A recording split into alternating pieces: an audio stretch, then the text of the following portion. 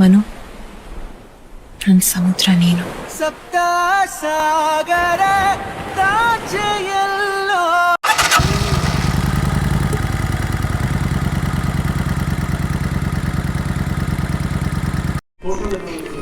ನೋಡಿ, ಇದು ಒಂದು ಸ್ವಾಮಿ ದೇವಸ್ಥಾನ ಅಂತ, ಶಿವನ ದೇವಸ್ಥಾನ. ಶಿವನ ದೇವಸ್ಥಾನ ಇದು. ಶಿವನ ವಿಗ್ರಹ ಒಳಗಡೆ ಇದೆ. ಇದು ಯಾರ್ದು ಜೀವ ಸಮಾಧಿ ಅಂತ, ಯಾರ್ದು ಅಂತ ಗೊತ್ತಿಲ್ಲ.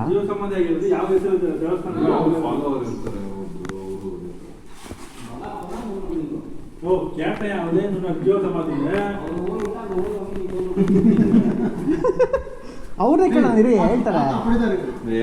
ಅವ್ರು ಇನ್ನೊಬ್ರು ಆಚೆ. ಇದು ಹೆಸರು ಹೆಂಗೆ ಬಂತು ಈ ಥರ ನಿಲೋನ್ ಸ್ವಾಮಿ ಅಂತ? ಹನ್ನೆರಡನೇ ಶತಮಾನದ್ದು. ಹಾಂ, ಬಸವಣ್ಣನ ಕಾಲದ 12ನೇ ಶತಮಾನದ್ದು. ಹಾಂ, ಅಲ್ಲಿ ನಿಮ್ಮ ಬಸವ ಕಲ್ಯಾಣ ಕೇಳಿರ್ತಾನೆ, ಉತ್ತರ ಕರ್ನಾಟಕದಲ್ಲಿ ವಿಜಯಪುರ. ಅಲ್ಲಿ ಬಸವ ಕಲ್ಯಾಣ ಅಂತ ಬಸವಣ್ಣರ ಕಾಲದಲ್ಲಿ ಬಂದಂತ ಮಠ ಇದೆ.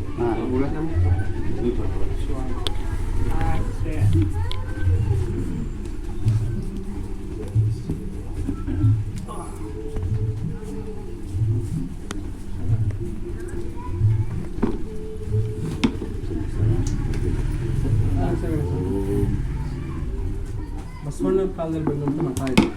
ಅಲ್ಲಿಂದ ತಾವು ಎಳ್ನೀರು ದೀಪ ಐತಲ್ಲ, ಆ ಸ್ಥಳಕ್ಕೆ ಇವರು ಅಲ್ಲಿ ಕ್ರಾಂತಿ ಆಗುತ್ತೆ. ಬಸವಣ್ಣರು ಆಗಿನ ಕಾಲದಲ್ಲಿ ಜಾತಿ ಭೇದ ಭಾವನ ತೊಡಗಿಸ್ತವ್ರು. ಅವರು ಜಾತಿ ಭೇದ ಭಾವ ಏನಿರಲಿಲ್ಲ ಅಂತ ಆಗಿನ ಕಾಲದಲ್ಲಿ ತೊಡಗಿಸ್ತರು.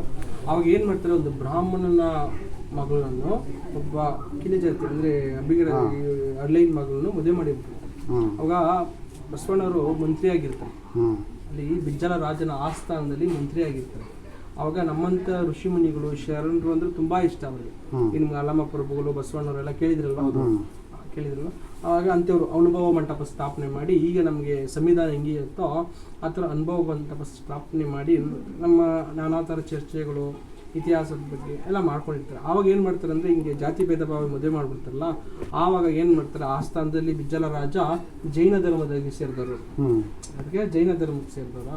ಆವಾಗ ಕ್ರಾಂತಿ ಆಗುತ್ತೆ. ಆವಾಗ ಶರಣರ ಶಿರಛೇದನ ಮಾಡ್ತಾರೆ. ಅಂದರೆ ಋಷಿಮುನಿಗಳು ಶರಣರದು ತಲೆ ಕಡಿಯೋದು ಇದಕ್ಕೆ. ಆವಾಗ ಈ ಕಳಿಯನ್ನು ಕಣ್ಣಲ್ಲಿ ನೋಡ್ಬಾರ್ದಂತ ಅಲ್ಲಿಂದ ವಲಸೆ ಬರ್ತಾರೆ. ಇವರು ಯಡೂರು ಸಿದ್ಧಲಿಂಗೇಶ್ವರ, ಯಡೂರು ಹೋಗಿದಲ್ವಾ, ಯಡೂರು ಸಿದ್ಧಲಿಂಗೇಶ್ವರರು, ನಮ್ಮ ಮಲೆ ಮಹದೇಶ್ವರರು. ಇದು ಬೆಟ್ಟ ನಮ್ಗೆ ಇಲ್ಲಿಂದ ಒಂದು 40 ಕಿಲೋಮೀಟರ್ ನಡ್ಕೊಂಡು ಹೋದ್ರೆ ಮಹದೇಶ್ವರ ಬೆಟ್ಟ. ನಿಮಗೆ ಕಾವೇರಿ ಕಾಣಿಸ್ತಲ್ವಾ, ಇಲ್ಲಿಂದ 12 ಕಿಲೋಮೀಟರ್ ನಮ್ಮ ಕಾವೇರಿ ನಡ್ಕೊಂಡು ಹೋದ್ರೆ. 12 ಕಿಲೋಮೀಟರ್ ದಾಟ್ರೆ ಪಣ್ಣಾಚಿ, ಅಂದರೆ ಚಾಮರಾಜನಗರ ಡಿಸ್ಟಿಕ್ ಬಂದ್ಬಿಡ್ತೀವಿ. ಅಲ್ಲಿಂದ ಪಣ್ಣಾಚಿ ದಾಟ್ರೆ ಬೆಟ್ಟ. ಹಿಂಗೆ ಎಲ್ಲ ಒಂದೇ ಕಾಲದಲ್ಲಿ ಒಬ್ಬೊಬ್ಬರು ಮಂಟೆ ಸ್ವಾಮಿಗಳು, ಒಬ್ಬೊಬ್ರು ಒಂದೊಂದು ಸನ್ನಿಧಿಗೆ ಹೋಟ್ರು. ಆವಾಗ ನಮ್ಮ 101 ಸ್ವಾಮಿಗಳು ಎಲ್ಲಿರಲ್ಲಿ ಗವಿ ದೀಪ ಬರ್ತದೆ. ನೀವು ನೋಡಲ್ಲ, ಇನ್ನು ಹೋದ್ರೆ ಇನ್ನೂ ಚೆನ್ನಾಗಿರುತ್ತೆ. ಅಲ್ಲಿ ಆ ಸ್ಥಳಕ್ಕೆ ಬರ್ತಾರೆ. ಆ ಸ್ಥಳಕ್ಕೆ ಬಂದು ನೋಡ್ತಾರೆ, ತುಂಬ ಪ್ರಶಾಂತವಾಗಿರ್ತದೆ. ನಮ್ಮ ಹೊಸೂರು ಅಲ್ಲಿಗನೂ ಇದೆಲ್ಲ ನಮ್ಮದು ಮೈಸೂರು ಪ್ರಾಂತ್ಯ. ಯಾಕೆ ಕನ್ನಡ ಮೈಸೂರು ಪ್ರಾಂತ್ಯ ಅಂದರೆ ಈ Madras union, Mysuru union presidency ಅಂತ ಬರ್ತವೆ. ಆವಾಗ ನಮ್ಮ ಮೈಸೂರಿಗೆ ಸೇರಿದ್ದು ನಮ್ದು. ಅದಕ್ಕೆ ನಾವು ಇಲ್ಲೆಲ್ಲ ಎಷ್ಟು ಕನ್ನಡ ಸ್ಪಷ್ಟವಾಗಿ ಮಾತಾಡೋದು. ಆವಾಗ ಏನು ಮಾಡ್ತಂದ್ರೆ, ಈ ಸ್ಥಳಕ್ಕೆ ಬರ್ತಾರೆ. ಬಂದು ನೋಡಿದ್ರೆ ಪ್ರಶಾಂತವಾಗಿರ್ತದೆ. ತುಂಬ ದೊಡ್ಡ ಕಾಡಿದು. ಈಗ ನಿಮಗೆ ಬಂಡೀಪುರ, ನಾಗರಹೊಳೆ ಫಾರೆಸ್ಟ್ಗೆ ನಮ್ಮದು ಸೇರುತ್ತೆ ಹೆಚ್ಚು ಕಮ್ಮಿ. ಆವಾಗ ಏನು ಮಾಡ್ತಾರೆ ಅಂದರೆ, ಆ ಸ್ಥಳಕ್ಕೆ ಬರ್ತಾರೆ. ಬಂದು ನೋಡಿದ್ರೆ ತುಂಬ ಪ್ರಶಾಂತವಾಗಿರ್ತದೆ. ಆಮೇಲೆ ಆ ಗವಿಲಿ ತಪಸ್ಸು ಮಾಡಿ ಕೂತ್ಕೊಳ್ತಾರೆ. ಇವರು ಏನು ಏಕೋತ್ತರ ಸತಸ್ಥಲ ಸಾಧನೆ ಮಾಡೋರು. ಏಕಂದ್ರೆ 1 ಶತ ಅಂದ್ರೆ 100, ಅಂದ್ರೆ 101 ಸ್ಥಳ ಸಾಧನೆ. ಅಂದ್ರೆ ಇದು ಸಂಸ್ಕೃತಗಳು. ಏಕೋತ್ತರ ಸತಸ್ಥಲ ಅಂದ್ರೆ ಶತ ಅಂದ್ರೆ 100, 1 ಅಂದ್ರೆ 101 ಸ್ವಾಮಿ ಬೆಟ್ಟ ಅಂತ. ಆವಾಗ ಏನ್ ಮಾಡ್ತಾರೆ ಅಂದ್ರೆ, ಹಿಂಗೆ ಏಕೋತ್ತರ ಸತಸ್ಥಲ ಅಂದ್ರೆ ಇವರು ಒಂದೊಂದು ಸ್ಥಳದಲ್ಲಿ ಕುತ್ಕೊಂಡು ಒಂದೊಂದು ಸಾಧನೆ ಮಾಡೋರು.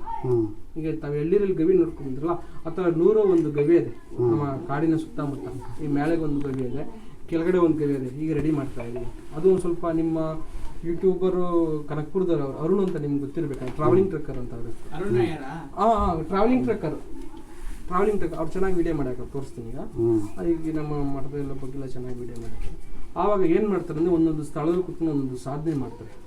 ಈಗ ಆ ಎಳ್ಳಿರಲ್ಲಿ ಗವಿ ದೀಪ ಉರಿಯುವಂಥ ಸ್ಥಳ ಸೂರ್ಯನ ಕಿರಣ ಬೀಳದಂಥ ಗವಿ ಅದು. ಸೂರ್ಯನ ಕಿರಣ ಅದರೊಳಗೆ ಬೀಳೋದೇ ಇಲ್ಲ. ಆವಾಗ ಏನು ಮಾಡ್ತಾರೆ ಅಂದರೆ, ಅವರಿಗೆ ದೀಪ ಬೇಕು, ಅಂದರೆ ಬೆಳಕು ಬೇಕಿರೋದಕ್ಕೆ ಆಗಿನ ಕಾಲದಲ್ಲಿ ಈ ಬತ್ತಿ ಆಗಲಿ, ಎಣ್ಣೆ ಆಗಲಿ, ಈ ಓಡಾಗಲಿ, ಇದು ಏನಿಲ್ಲ, ಸೊಡ್ಲಿ ಗಿಡ್ಲಿ ಏನಿಲ್ಲ. ಅವಾಗ ಏನು ಮಾಡಬೇಕು, ಈ ಬಿಲ್ಪತ್ರೆ ಮರ ನೋಡಿದ್ರಲ್ವ ತವಲ, ಬಿಲ್ಪತ್ರೆ ಮರ, ಈ ಬಿಲ್ಪತ್ರೆ ಮರ ಕಾಯಲ್ಲಿ ಓಡ್ ಮಾಡಿಕೊಂಡು ಈ ಮರದ ನಾರು ಬೇರು ಬರ್ತದೆ, ಮರದ ನಾರು ಬೇರು ಅದರಲ್ಲಿ ಬತ್ತಿ ಮಾಡಿಕೊಂಡು ಅವ್ರ ತಪಶಕ್ತಿಯಿಂದ ಅಲ್ಲಿ ಕೆಳಗಡೆ ಒಂದು ಕಪಿಲ ತೀರ್ಥ ಅಂತ ಒಂದು ಕೊಳ ಇದೆ, ತಾವು ಹೋಗಿ ಕೇಳಿದ್ರೆ ಹೇಳ್ತಾರೆ ಕಪಿಲ ತೀರ್ಥ ಕೊಳ ಎಲ್ಲಿ ಅಂತ.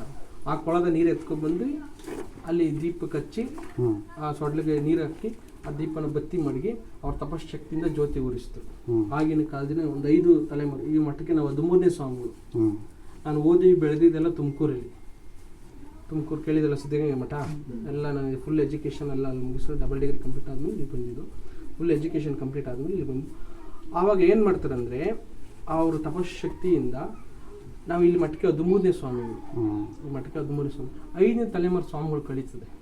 ಆವಾಗ ಒಂದು ಸ್ವಲ್ಪ ಜನ ಪ್ರಚಾರವಾಯ್ತದೆ ಇಲ್ಲಿರುವಂಥ ಲೋಕಲ್ ಜನಗಳಿಗೆ, ಇಂಥ ಥರ ಇಂಥ ಕಾಡಿನೊಳಗೆ ಇಂಥ ಮಠ ಇದೆ, ಇಂಥ ದೇವಸ್ಥಾನ ಅದೇ, ನೀರಿನಲ್ಲಿ ದೀಪ ಉರಿತದೆ ಅಂತೆ, ಬನ್ನಿ ಅಂತೆಲ್ಲ ನೋಡ್ಕೊಬ್ರಿ. ಆಗ ರೋಡಿನ ವ್ಯವಸ್ಥೆ ಇಲ್ಲ, ಈಗೂ ಇಲ್ಲ, ಅಲ್ಲ ಆಫ್ ರೋಡೆ, ಈಗ ರೋಡಿನ ವ್ಯವಸ್ಥೆ ಇಲ್ಲ. ಆಗ ನಡ್ಕೊಬರ್ಬೇಕು, ನಡ್ಕೊಂಡು ಹೋಗ್ಬೇಕು. ತಮಗೆ ತಾರೋಡ್ ಎಂಡ ಆಯ್ತದಲ್ಲ, ಆ ಸ್ಥಳದಿಂದ ನಡ್ಕೊಂಡು ಹೋದ್ರೆ ಕಪಿಲ ತೀರ್ಥ ಕೊಳತಕ್ಕೆ ಹೋಗಿ ಆಮೇಲೆ ದೇವಸ್ಥಾನ ತಕ್ಕ ಹೋಗ್ಬೇಕು, ನಡೆದೇ ಹೋದ್ರೆ. ಆವಾಗ ಏನು ಮಾಡಿದ್ರು ಅಂದರೆ ಜನ ಈ ಕಾಲು ತೊಳೆದು, ಕೈ ತೊಳೆದು, ಮುಖ ತೊಳೆಯೋದು, ಆ ನೀರನ್ನ ಅಶುದ್ಧ ಮಾಡಿಬಿಟ್ಟು, ಶುದ್ಧವಾದಂಥ ನೀರನ್ನ ಅಶುದ್ಧ ಮಾಡಿಬಿಟ್ಟು ಆವಾಗ ನಮ್ಮ ಮುಂದಿನವ್ರು ಏನು ಮಾಡಿದ್ರು, ನಮ್ಮ ಹಿರಿಕರು ಈ ನೀರು ಅಶುದ್ಧವಾಗ ಆಗ್ಬಿಟ್ಟದೆ, ಈ ನೀರು ಬೇಡ ಅಂದ್ಬಿಟ್ಟು ಎಳ್ನೀರಲ್ಲಿ ದೀಪ ಹಚ್ಚೋಣ. ಯಾಕಂದ್ರೆ ಇಡೀ ಪ್ರಪಂಚದಲ್ಲಿಯೇ ಶುದ್ಧವಾದಂಥ ಪ್ಯೂರಿಫೈ ವಾಟರ್ ಇಡೀ ಪ್ರಪಂಚದಲ್ಲಿ ಎಳೆನೀರು, ಯಾಕಂದ್ರೆ ಪ್ರಕೃತಿ ದತ್ತವಾಗಿ ಸಿಗುವಂಥದ್ದು, ಯಾರು ಅದರೊಳಕ್ಕೆ ನೀರು ಹಾಕಿರಲ್ಲ. ಹಾಗಾಗಿ ಎಳ್ನೀರಲ್ಲಿ ದೀಪ ಹಚ್ಚೋಣಂತೆ. ಇದುವರೆಗೂ ಆ ಭಗವಂತನ ಶಕ್ತಿಯಿಂದ ಎಳ್ನೀರಲ್ಲಿ ದೀಪ ಹಚ್ಕೊಂಡು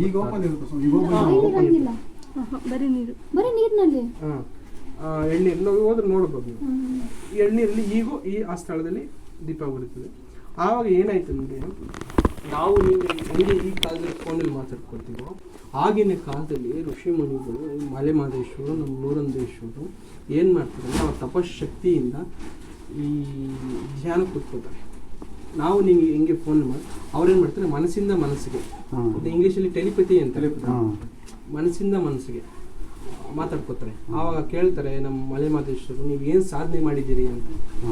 ಆವಾಗ ನಮ್ಮ ನೂರೊಂದು ಸ್ವಾಮಿಗಳು ಹೇಳ್ತಾರೆ, ನಾನು ಏಕೋತ್ತರ ಸತಸ್ಥಲ ಸಾಧನೆ ಮಾಡಿದ್ದೀನಿ ಅಂದರೆ 101 ಸ್ಥಳ ಸಾಧನೆ ಮಾಡಿದ್ದೀನಿ. ಅವಾಗ ಮಲೆ ಮಹದೇಶ್ವರು ಏನು ಮಾಡ್ತಾರೆ, ನೋಡೋಣ ಇವ್ರ ಸಾಧನೆ ಏನು ಅಂದ್ಬಿಟ್ಟು 100 ಜನ ಶಿಷ್ಯದಿರನ್ನ ಕರ್ಕೊಂಡು, ಯಾಕಂದ್ರೆ ಹತ್ರ ಅಲ್ವಾ, 100 ಜನ ಶಿಷ್ಯದಿರನ್ನ ಕರ್ಕೊಂಡು ಅವರ ವೇಷಭೂಷಣಗಳೆಲ್ಲ ಚೇಂಜ್ ಮಾಡಿಕೊಂಡು ಅಲ್ಲಿಂದ ಕರ್ಕೊಂಡ್ಬರ್ತಾರೆ 100 ಜನ ಶಿಷ್ಯದಿರನ್ನ. ಇವರು ಪ್ರತಿನಿತ್ಯ ಏನು ಮಾಡ್ತಾರೆ ಅಂದರೆ ಒಂದು ಊರಿಗೆ ಹೋಗೋದು, ಒಂದೇ ಒಂದು ಮುದ್ದೆ, ಒಂದೇ ಒಂದು ಚೂರು ಸಾಂಬಾರು, ಭಿಕ್ಷಾಟನೆ ಗೊತ್ತಾನೆ, ಭಿಕ್ಷಾಟನೆ ಜೋಳಿಗೆಯಲ್ಲಿ ಭಿಕ್ಷೆ ಮಾಡ್ಕೊಬೋದು, ಭಿಕ್ಷಾಟನೆ ಮಾಡ್ಕೊಬಂದು ಪ್ರಸಾದ ಮಾಡ್ತಾರೆ. ಅಲ್ಲಿ ಹೋದಾಗ ಕೇಳಿ, ಇಲ್ಲಿ 101 ಸ್ವಾಮಿಗಳು ಪ್ರಸಾದ ಮಾಡುವಂಥ ಸ್ಥಳ ಯಾವುದು? ಈಗ ದೊಡ್ಡ ಬಂಡೆ, ಈಗ ಒಂದು 500 ಜನ ಕುತ್ಕೊಂಡು ಊಟ ಮಾಡ್ಬೋದು ಆ ಸ್ಥಳದಲ್ಲಿ. 2 ಕೊಳ ಮಧ್ಯ ಸಣ್ಣ ಸಣ್ಣದು. ಆವಾಗ ಎಲ್ಲ ಮುಗಿಸ್ಕೊಂಡು ಅಲ್ಲಿ ಪ್ರಸಾದ ಮಾಡಬೇಕು. ಆವಾಗ 100 ಜನ ಬಂದ್ಬಿಟ್ಟು ಬುದ್ಧಿ ನಮಗೆ ತುಂಬ ಹೊಟ್ಟೆ ಹಸಿವು, ಪ್ರಸಾದ ನೀಡಿ ಅಂತಾರೆ. ಆವಾಗ ಇವ್ರ ಜೋಳಿಗೆ ಒಳಗಿರೋದು ಒಂದೇ ಒಂದು ಮುದ್ದೆ, ಒಂದೇ ಒಂದು ಸೌಟ್ ಸಾಂಬಾರು ಅಷ್ಟೇ, ಇನ್ನೇನು ಇಲ್ಲ. ಸರಿ ಆಯಿತು, ಇವೆಲ್ಲ ಹೋಗಿ ಸ್ನಾನ ಮಾಡ್ಕೊಂಡು ಪೂಜೆ ಮಾಡ್ಕೊಂಡು ಬನ್ನಿ ಅಂತ. ಸರಿ ಎಲ್ಲರೂ ಹೋಯ್ತಾರೆ. ಹೋದಾಗ ಎಲ್ಲರೂ ಹೋಯ್ತಾರೆ. ಎಲ್ಲರೂ ಹೋದಾಗ ಒಬ್ಬೊಬ್ರು ಮನಸ್ಸು ಒಂದೊಂದು ಥರ, ತಾವು ಇಷ್ಟು ಜನ ಬಂದಿದ್ದೀರಿ, ಈ ಸ್ಥಳದಲ್ಲಿ ನಮ್ಗೆ ಅನ್ನದಾನ ಹೆಂಗೆ ಮಾಡ್ತಾರೆ, ಊಟ ಹೆಂಗೆ ಕೊಡ್ತಾರೆ. ಆ ಭಗವಂತ 10,000 ಜನ ಬಂದರೂ ಪ್ರಸಾದ ಕೊಡೋ ಶಕ್ತಿ ಕೊಟ್ಟಾರೆ. 10,000 ಜನ ಒಂದೇ ಸಲ ಬಂದು ಪ್ರಸಾದ ಕೊಡೋ ಶಕ್ತಿ ಕೊಟ್ಟಾರೆ. ಆಗಿನ ಕಾಲದಲ್ಲಿ ಅವ್ರ ಮನಸ್ಸು ಹಂಗೆ, ಏನಿಲ್ಲ ಇವತ್ತು ಅಕ್ಕಿ ಇಲ್ಲ, ಬಯಳೆ ಇಲ್ಲ, ಏನಿಲ್ಲ, ನಮ್ಗೆ ಹೆಂಗೆ ಪ್ರಸಾದ ನೀಡ್ತಾರೆ ಅಂತ ಕೇಳ್ತಾರೆ. ಆವಾಗ ಏನು ಮಾಡ್ತಾರೆ ಅಂದರೆ, ಇವರೆಲ್ಲ ಸರಿ ಆಯ್ತು ಹೇಳೋರಲ್ಲ ಅಂದ್ಬಿಟ್ಟು ಎಲ್ಲ ಹೋಗಿ ಸ್ನಾನ ಪೂಜೆ ಮಾಡ್ಕೊಂಡ್ಬರ್ತಾರೆ. ಮಾಡ್ಕೊಂಡ್ಮೇಲೆ ಎಲ್ಲ ಬಂಡೆ ಮೇಲೆ ಕುತ್ಕೋತಾರೆ. ಕುತ್ಕೊಂಡ್ಮೇಲೆ ಅವರ ಜೋಳಿಗೆ ಒಳಗಿತ್ತಲ್ಲ, ಒಂದೇ ಒಂದು ಮುದ್ದೆ, ಒಂದೇ ಒಂದು ಸೋಡು ಸಾಂಬಾರು, ಅವ್ರ ತಪಶಕ್ತಿಯಿಂದ ಆ ಜೋಳಿಗೆನ ಅಕ್ಷಯ ಪಾತ್ರೆಯಾಗಿ ಪರಿವರ್ತನೆ ಮಾಡ್ತಾರೆ. ಅಕ್ಷಯ ಪಾತ್ರೆಯಾಗಿ ಪರಿವರ್ತನೆ ಮಾಡಿದಾಗ ಒಂದು ಮುದ್ದೆ ಇಟ್ಟು ಒಂದು ಸೋಡು ಸಾರು, ಹಿಂಗೆ 101 ಜನಕ್ಕೂ ಒಂದು ಮುದ್ದೆ ಹತ್ರ ಒಂದು ಮುದ್ದೆ ಹಿಂಗೆ 101 ಜನಕ್ಕೂ ನೀಡಿ, ಅದ್ರಲ್ಲಿ ಒಬ್ರು ತಾವು ಕುತ್ಕೊಳ್ಳಿ ಬಿಡಿ ಅಂದ್ರಂತೆ. ಸರಿ, ಅದ್ರಲ್ಲಿ ಅವರು ಕುತ್ಕೊಂಡ್ರು, ಅವ್ರಿಗೂ ಎಲ್ಲ ಪ್ರಸಾದ ಮಾಡ್ತಾರೆ. ಆದರೆ ಇದು ಮನೇಲಿ ನಾರ್ಮಲ್ ಆಗಿ ಮಾಡಿ ನೀಡಿದ್ರೆ ಖಾಲಿ ಆಗಿರೋದು. ಇದು ಅಕ್ಷಯ ಪಾತ್ರೆಯಿಂದ ಬಂದಂಥ ಮುದ್ದೆ. ಆ ಮುದ್ದೆ ಮುರಿಯ ಆ ಮುದ್ದೆ ಹಂಗೆ ಇರ್ತೈತೆ ಹೊರತು ಖಾಲಿ ಆಯ್ತಾರೆ. ಎಲ್ಲರ ಹೊಟ್ಟೆನೂ ತುಂಬ ಇತ್ತು. ಇವ್ರನ್ನ ಪರೀಕ್ಷೆ ಮಾಡಿ ತಾನು ಬಂದಿದ್ರು, ಎಲ್ಲರ ಹೊಟ್ಟೆನೂ ತುಂಬ ಇತ್ತು. ಎಷ್ಟು ಊಟ ಮಾಡಿದ್ರು ಖಾಲಿ ಆಗ್ತಿಲ್ಲ. ಆವಾಗ ಮಲೆ ಮಹದೇಶ್ವರ ಪ್ರತಿರೂಪನ ತೋರಿಸಿ, ನಿಮ್ಮನ್ನು ಪರೀಕ್ಷೆ ಮಾಡಿದ್ದು ತಪ್ಪಾಯಿತು ಅಂದುಬಿಟ್ಟು ನಾವು 100 ಜನ ನಿಮ್ಮೊಬ್ಬರನ್ನ ಸೇರಿಸಿ ನಿಮ್ಮ ಹೆಸರು 101 ಸ್ವಾಮಿಗಳು ಅಂತ ನಾಮಾಂಕಿತ ಅಂದರೆ ಹೆಸರು ಕೊಡ್ತಾರೆ. ಆಗಿನ ಕಾಲದಲ್ಲೇ 101 ಜನಕ್ಕೆ ಶರಣರಿಗೆ ಪ್ರಸಾದ ನೀಡೋದಕ್ಕೆ 101 ಸ್ವಾಮಿಗಳು ಅಂತ ಹೆಸರು ಬಂತು. ನಮ್ದು ಮೈಸೂರು ಅಂತ ಅಲ್ವಾ, ಮೈಸೂರು ಮಹಾರಾಜರ ಕಿವಿಗೆ ಹೋಗಿ ಬೀಳ್ತಾರೆ. ಮತ್ತು ಕಾಡಿನೊಳಗೆ ಇಂಥ ಸ್ವಾಮಿಗಳು ನಮಗೆ ಅಕ್ಷಯ ಪಾತ್ರೆಯಿಂದ ಪ್ರಸಾದ ನೀಡಿದ್ರು ಅಂತ. ಆವಾಗ ರಾಜರ ಕೇಳವೆ, ರಾಜರು ಏನು ಹೇಳಿದ್ರು ಈ ಪ್ರಜೆಗಳು ನೋಡ್ಕೊಂಡ್ಬಿಡಲ್ವೇ, ರಾಜರ ಆಜ್ಞೆನೇ ಪ್ರತಿಜ್ಞೆ ಎಲ್ಲ, ರಾಜರ ಆಜ್ಞೆನೆಲ್ಲ. ಆವಾಗ ಏನು ಮಾಡ್ತಾರೆ, ಮೈಸೂರು ಮಹಾರಾಜರ ಕಿವಿಗೆ ಹೋಗಿ ಬಿದ್ದದೆ ಅಕ್ಷಯ ಪಾತ್ರೆಯಿಂದ ಒಂದು ಸ್ವಲ್ಪ ಮೈಸೂರು ಮಹಾರಾಜರ ಆಸೆಯಲ್ಲಿ ಅಲ್ಲಿಂದ ಸೈನಿಕರು ಕಳಿಸ್ತಾರೆ, ಹೋಗಿ ಆ ಸ್ವಾಮಿಗಳನ್ನ ಕರ್ಕೊಬನ್ನಿ ಅಂತ. ಸರಿ, ಸೈನಿಕರು ಬಂದರು, ಆ ದೇವಸ್ಥಾನಕ್ಕೆ ಬಂದರು, ಸ್ವಾಮಿಗಳನ್ನ ಕರ್ಕೊಂಡೋದ್ರು ಮೈಸೂರಿಗೆ ಹೋದ್ರು. ಮೈಸೂರಿಗೆ ಹೋದ್ಮೇಲೆ ಮೈಸೂರು ಮಹಾರಾಜರು ಕೇಳ್ತಾರೆ, ಇಂಥ ಅಕ್ಷಯ ಪಾತ್ರೆ ಐತಲ್ಲ ಕೊಡಿ ಅಂತ. ಇವೆಲ್ಲ ನಡೆದಂಥ ಕಥೆ ಕೇಳೋದಂತೆ. ಇಲ್ಲ ನಂತರ ಯಾವ ಅಕ್ಷಯ ಪಾತ್ರೆ ಇಲ್ಲ ಇದೆ ಅಂಥವು, ಯಾವ ಅಕ್ಷಯ ಇಲ್ಲ ಐತಂತೆ ಕೊಡಿ ಅಂತ. ನಿಮ್ಗೆ ಯಾರು ಹೇಳಿದ್ರು ಅಂತ ಕೇಳ್ತಾರೆ. ನಮ್ಮ ಸ್ವಾಮಿ, ನೀವು 100 ಜನಕ್ಕೆ ಅಕ್ಷಯ ಪಾತ್ರೆಯಲ್ಲಿ ಪ್ರಸಾದ ನೀಡಿದ್ರು ಅಂತಲ್ಲ ಅಂತ ಕೇಳ್ತಾರೆ. ಇಲ್ಲ, 100 ಜನ ಹಸಿವೆ ಅಂತ ಬಂದರು, ನನ್ನ ಜೋಳಿಗೆನ ಅಕ್ಷಯ ಪಾತ್ರೆಗೆ ಪರಿವರ್ತನೆ ಮಾಡಿದೆ ಹೊರತು ನನ್ನ ಸ್ವಾರ್ಥಕ್ಕಾಗಿ ನಾನು ಏನು ಮಾಡ್ಕೊಳ್ಳ. 100 ಜನ ಹಸಿವು ನೀಕ್ಷಕ್ಕಾಗಿ ಜೋಳಿಗೆನ ಅಕ್ಷಯ ಪಾತ್ರೆ ಮಾಡಿದೆ ಅಂತ. ಎಷ್ಟು ಹೇಳಿದ್ರು ಕೇಳಲ್ಲ ಮೈಸೂರು ಮಹಾರಾಜರು. ಅವಾಗ ಮುನೇಶ್ವರ್ ಕೇಳಿದ್ರಲ್ಲ, ಮುನೇಶ್ವರ ಅವ್ರು ಮುನೇಶ್ವರ ಈಗೂ ನಮ್ಮ ಮಠವನ್ನು ಕಾಯ್ತಾ ಇರೋದು. ಈಗೂ ಆ ಮುನೇಶ್ವರಿ ನಮ್ಮ ಮಠ ಕಾಯ್ತಾ ಇರೋದು. ಆವಾಗ ಏನು ಮಾಡ್ತಾರೆ ಅಂದರೆ ಮೈಸೂರು ಮಹಾರಾಜ, ನಿಮ್ಮ ಶಕ್ತಿ ನಾನು ಪರೀಕ್ಷೆ ಮಾಡ್ತೀನಿ ನೋಡೇ ಬಿಡೋಣ ಅಂದ್ಬಿಟ್ಟು ಒಂದು ರೂಮಲ್ಲಿ ಕೂಡ ಹಾಕ್ಬಿಟ್ಟು ಮೆಣಸಿಕಾಯಿ ಹೊಗೆ ಹಾಕ್ಬಿಡ್ತಾರೆ. ಅಲ್ಲಿ ಮೈಸೂರಿಗೆ ಹೋದ್ರೆ ನೀವು ಗಮನಿಸಿ, ಯಾವಾಗಲೂ ರಾಜಬೀದಿ ಅಂತ ಇರ್ತದೆ, ಅಂದರೆ ರಾಜರೇ ಬರಬೇಕು ರಾಜರು. ಆ ಇನ್ನೊಂದು ಕೂಡ ಹಾಕ್ಬಿಟ್ಟು ಇನ್ನೊಂದು ಬೀದಿಲಿ ಈಚೆ ಬರಬೇಕಾದ್ರೆ ಇನ್ನೊಂದು ಬೀದಿಲಿ ಅವರು ಈ ಕಳಸ ಕಣ್ಣಿಡಿ ಮೇಲೆ ತಮಟೆ ವಾದ್ಯದಿಂದ ಬರ್ತಾಯಿದ್ರು, ಮೆರವಣಿಗೆಯಾಗಿ ಬರ್ತಾಯಿದ್ರು. ಆವಾಗ ಮೈಸೂರು ಮಹಾರಾಜರಿಗೆ ಆಶ್ಚರ್ಯಪಟ್ಟು, ಅದೇ ನಾವು ಮಾಡಿ ತಪ್ಪಾಯಿತು ಅಂದ್ಬಿಟ್ಟು ಈ ಮಠಕ್ಕೆ ಏನೇನು ಬೇಕೋ ಅವಾಗ ಎಲ್ಲ ಸಾಮಾನು ಕೊಡ್ತಾರೆ. ಈಗೂ ನೀವೇ ಹೇಳಿದ್ರೆ ಈಗೂ ಕತ್ತಿ ಅದೇ, ದೊಡ್ಡ ದೊಡ್ಡ ಕತ್ತಿಗಳು, ಮೈಸೂರು ಮಹಾರಾಜರು ಕೊಟ್ಟಂಥ ಕಂಠಿ ಹಾರ ಕೇಳಿ ನೋಡಿದಿರಲ್ಲ, ಡೈಮಂಡ್, ಈಗೂ ಅದಕ್ಕೆ ಬೆಲೆ ಬಾಳದಂಥ ವಸ್ತು ಅದು. ನಾವು ಫಸ್ಟು TV9 ಈಗ ಒಳ್ಳೆ ಕಾರ್ಯಕ್ರಮಕ್ಕೆ ಒಂದು ಟೆಲಿಕಾಸ್ಟ್ ಮಾಡಿದ್ದೆ. ಈಗೂ ಡೈಮಂಡ್ ಪೀಸು ಈಗೂ ನಮ್ಮ ಮಠದಲ್ಲೇ ಇದೆ. ಆಗಿನ ಆಗ ಬಂದು ಈ ಮಠ ಸ್ಥಾಪನೆ ಮಾಡ್ತೀವಿ. ಈ ಮಠ ಸ್ಥಾಪನೆ ಮಾಡಿ ಮಠದ ಮುಂದ್ಗಡೆ ಕಲ್ಯಾಣಿ ಕೂಡ ಸ್ಥಾಪನೆ ಮಾಡಿ, ಇನ್ನೊಂದು 25 ಎಕರೆ ಜಮೀನಿದೆ ಮಾಡ್ತೀವಿ ಎಲ್ಲ ಇಲ್ಲಿ ಸ್ಥಾಪನೆ ಮಾಡಿ, ಆಮೇಲೆ ಒಬ್ಬೊಬ್ಬರೇ ಒಂದೊಂದು ಸನ್ನಿಧಿಗೆ ಅಲ್ಲಿಗೆ ನಾವು ಈಗ 13ನೇ ಸ್ವಾಮಿಗಳು. ಒಂದೊಂದು ಕಾಲಘಟ್ಟದಲ್ಲಿ ಒಬ್ಬೊಬ್ಬರು ಸ್ವಾಮಿಗಳು ಬಾಳಿ ಇದಕ್ಕೆ ಈಗ 13ನೇ ಸ್ವಾಮಿಗಳು ಈಗ ನಡ್ಕೊಂಡು ಹೋಗ್ತೇವೆ. ಈಗ ಒಂದು ಸ್ವಲ್ಪ ಹೊರಗಿನ ಪ್ರಪಂಚಕ್ಕೆ ಗೊತ್ತಾಯ್ತು ಈ ಯೂಟ್ಯೂಬರ್ಸ್ ಈ ಚಾನಲ್ಗಳಿಂದ. ಈಗ ನಾವು ಒಂದು 3 ವರ್ಷದಿಂದ ಎಲ್ಲ ಇದು ಮಾಡಿ ಹೊರಗಿನ ಪ್ರಪಂಚಕ್ಕೆ ಗೊತ್ತಾದ್ವಿ. ಹೊರಗಿನ ಜನ ಯಾರೇ ಬಂದು ಪ್ರಸಾದ ಇಟ್ಟಿರೋರಾಗಿ ಹಂಗೆ ನೋಡ್ಕೊಂಡು ಹೋಗಿ ಆಗಿನ ಕಟ್ಟಿದ 650-300 ಕಿಲೋಮೀಟರ್ ಮಠ ಇದೆ. ಎಲ್ಲ ಮಣ್ಣಿನ ಗೋಡೆ ಹೊಡ್ಕೊಂಡು ತಲೆ ಬಗ್ಗಿಸ್ಕೊಂಬಮ್ಮ, ನೀನು ಕುಳಿಯಲ್ಲ ಹೋಗಿ ಬನ್ನಿ.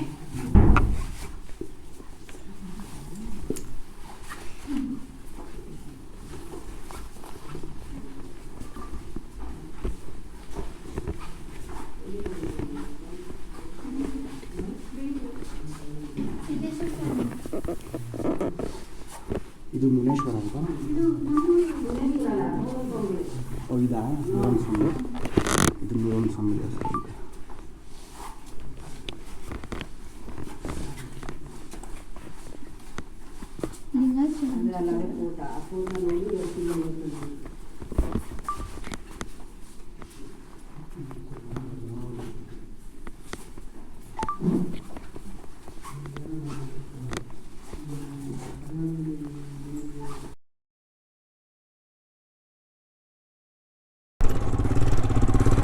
ಇಷ್ಟೇ ಚಿಕ್ಕ ಚೇಳು ಮರಿ ಥರ ಇತ್ತು. ಆ ಮರಿ ಥರ ಚೇಳು ಒಂಥರ ಫುಲ್ ಫ್ಲ್ಯಾಟ್ ಆಗಿತ್ತು. ಯಾರೋ ತುಳಿದ್ಬಿಟ್ಟು ಅದನ್ನು ಅಪ್ಪಚ್ಚಿ ಮಾಡಿಬಿಟ್ಟಿದ್ದಾರೆ. ಅಪ್ಪಚ್ಚಿ ಆಗಿಬಿಟ್ಟಿತ್ತು. ನಾನು ಸತ್ತೋಗಿದ್ದೆ, ಜೀವಂತವಾಗಿಲ್ಲ ಅಂದ್ಬಿಟ್ಟು ಕೈ ಸುಮ್ಮನೆ ಹಿಂಗೆ ಆಡಿಸ್ದೆ. ಅದು ನನ್ನ ಕೆಳಗಡೆಯಿಂದ ಬಂದಿರೋದು. ಸುಮ್ಮನೆ ಕೈ ಹಿಂಗೆ ಆಡಿಸ್ದೆ, ಹಂಗೆ ಮೂವ್ ಆಗಿಬಿಡ್ತು.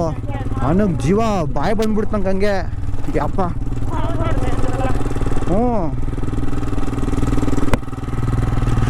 ಜೀವ ಬಾಯಿ ಬಂದ್ಬಿಟ್ಟಿತ್ತು ನನಗೆ. ಚೇಳು ಕಚ್ಬಿಡ್ತೇನೋ ಅಂತ. ಆಮೇಲೆ ಚೇಳು ಕಚ್ಬಿಟ್ರೆ ಆಮೇಲೆ ಎಲ್ಲೋಗ್ಲಿ ನಾನು, ಇಲ್ಲಿ ಈ ಕಾಡಲ್ಲಿ